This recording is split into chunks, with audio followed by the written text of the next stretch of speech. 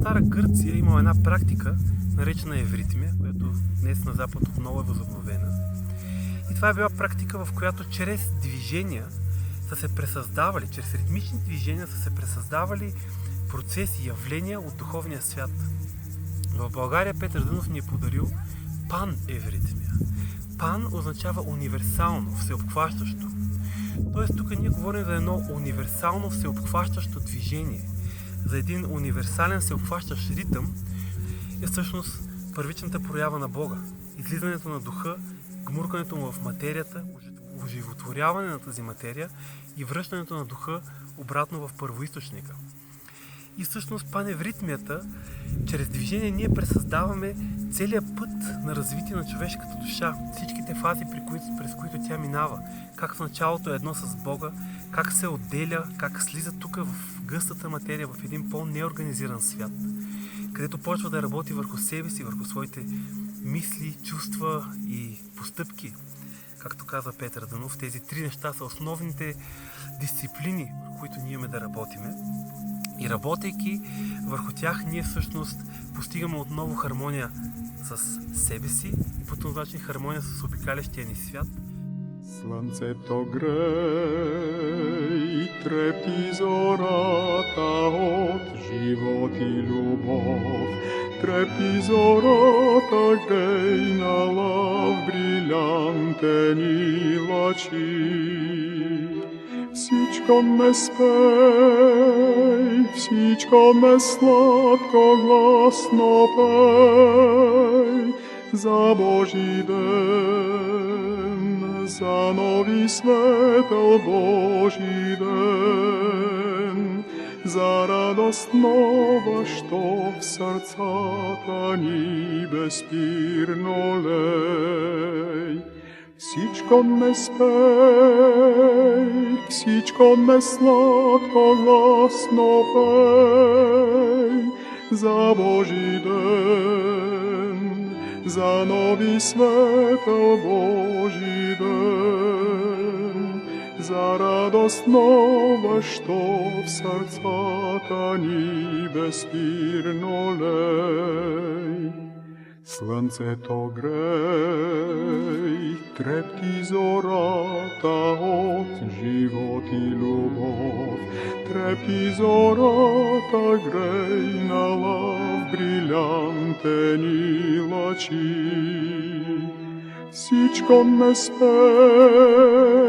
всичко ме сладко гласно пей, за Божи ден, за нови светъл Божи ден, за радост нова, що в сърцата ни безспирно лей. Всичко ме спей, всичко ме сладко гласно пей, за Божи ден, за нови светъл Божи ден, за радост нова, що в сърцата ни безспирно лей.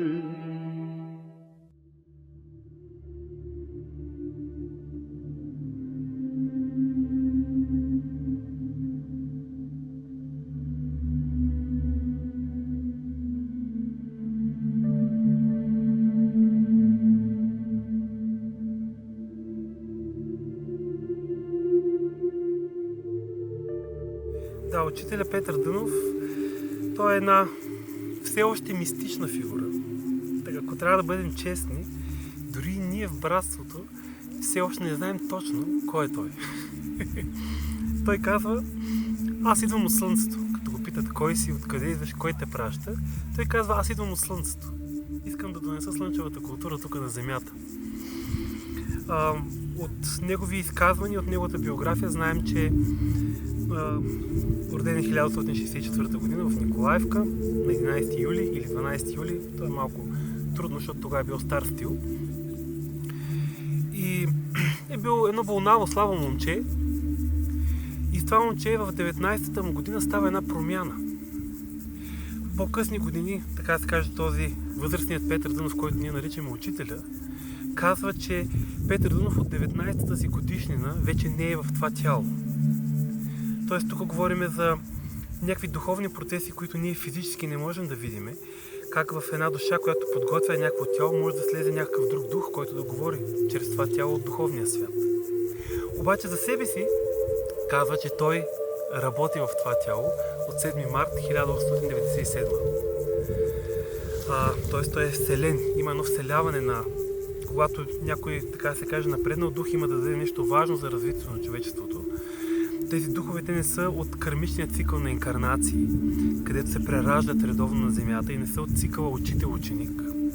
А слиза един такъв дух и всъщност чисто физически Петър Дънов никога не е имал духовен учител, защото той не е от цикъла учител-ученик, но той директно получава откровението от духовния свят. И той казва, че ние в момента се намираме в една култура, която можем да наречем западноевропейска култура. И казва, че бъдещата култура, която ще е предшественик на шестата раса, расата на братство, на свобода и на любов, където всички хора живеят в разбирателство и хармония, че предшественик на тази култура и подготвител на тази култура ще бъде славянството. И той идва в България, за да даде това учение на бялото братство.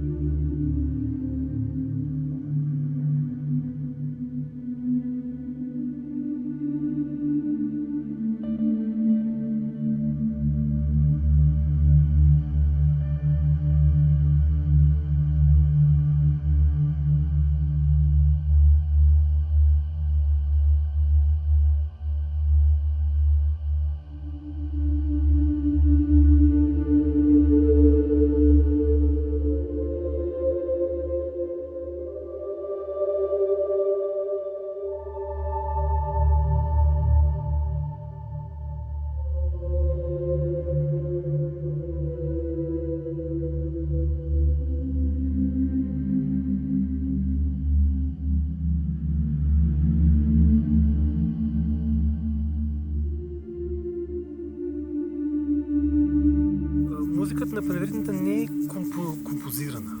Тя не е мислена от него. Тя е директно свалена от духовния свят. Това са ангелски напеви, които нашата душа познава. И всъщност той казва, когато ангелите пеят, се създават светове.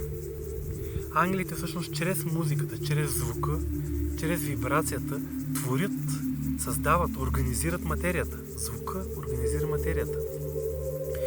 И всъщност паневритмията е като един модел на процеса на сътворението.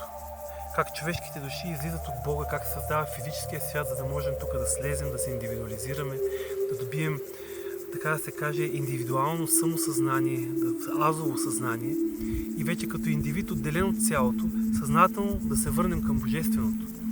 И това са творчески процеси, които съществуват непрекъснато в духовния свят. И те са водени винаги от звук. В начало бе Словото, се казва в Евангелие на Йоан. Тоест началото е звук бил, който е почнал да създава. Първото проявление на Бога е звука.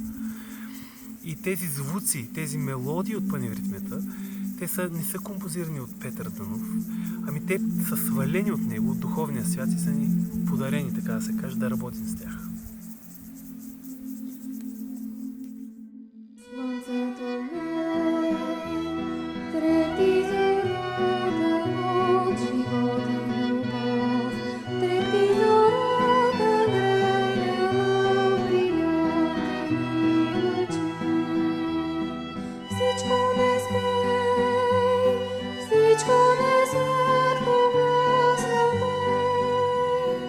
Za Boží den.